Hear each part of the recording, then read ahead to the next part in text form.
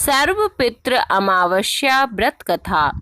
श्राद्ध पक्ष में सर्वपितृ अमावस्या का बहुत ही महत्व है। यह पितरों को विदा करने की अंतिम तिथि होती है। अगर कोई श्राद्ध तिथि में किसी कारण से श्राद्ध ना कर पाया हो या फिर श्राद्ध की तिथि मालूम ना हो तो सर्वपितृ श्राद्ध अमावस्या पर श्राद्ध किया जा सकता है। देवताओं के पितृगण अग्निश्वाद जो सोमपथ लोक में निवास करते हैं, उनकी मानसी कन्या अक्षोदा नाम की एक नदी के रूप में अवस्थित हुई। मत्स्य पुराण में अक्षोद सरोवर और अक्षोदा नदी का जिक्र मिलता है, जो कि कश्मीर में स्थित है।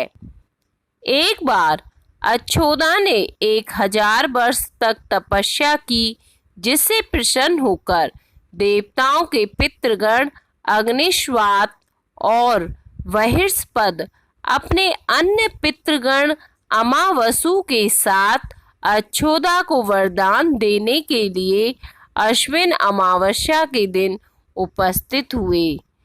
उन्होंने अक्षोदा से कहा कि हे पुत्री, हम सभी तुम्हारी तपस्या से अति प्रसन्न हैं, इसलिए जो चाहो वर मांग लो। लेकिन अक्षोदा ने अपने पितरों की तरफ ध्यान नहीं दिया और वह अति तेजस्वी पितृ अमावसु को अपलक निहारती रही। पितरों के बार बार कहने पर उसने कहा, हे भगवान, क्या आप मुझे सचमुच वरदान देना चाहते हैं? इस पर तेजस्वी पितृ अमावसु ने कहा, हे अक्षोदा, वरदान पर तुम्हारा अधिकार सिद्ध है, इसलिए निसंकोच कहो।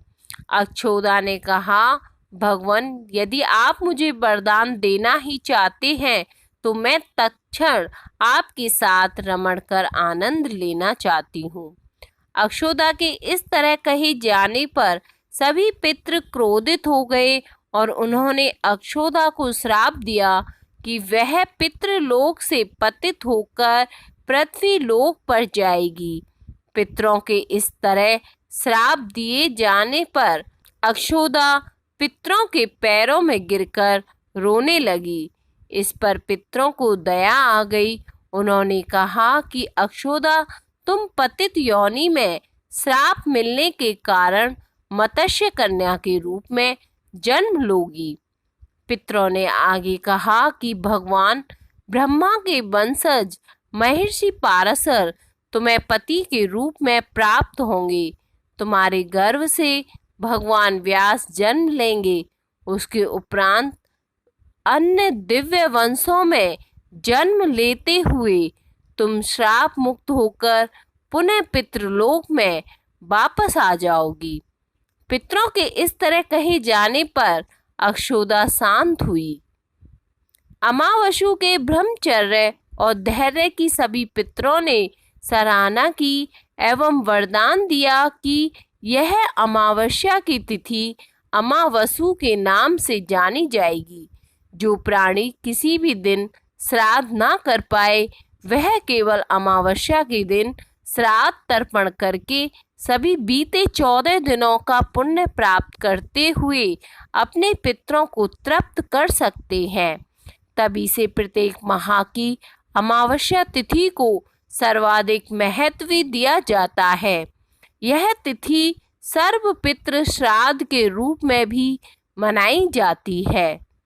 उसी पाप के प्रायश्चित हेतु कालांतर में यही अक्षोदा महर्षि पाराशर की पत्नी एवं वेदव्यास की माता सत्यवती बनी थी।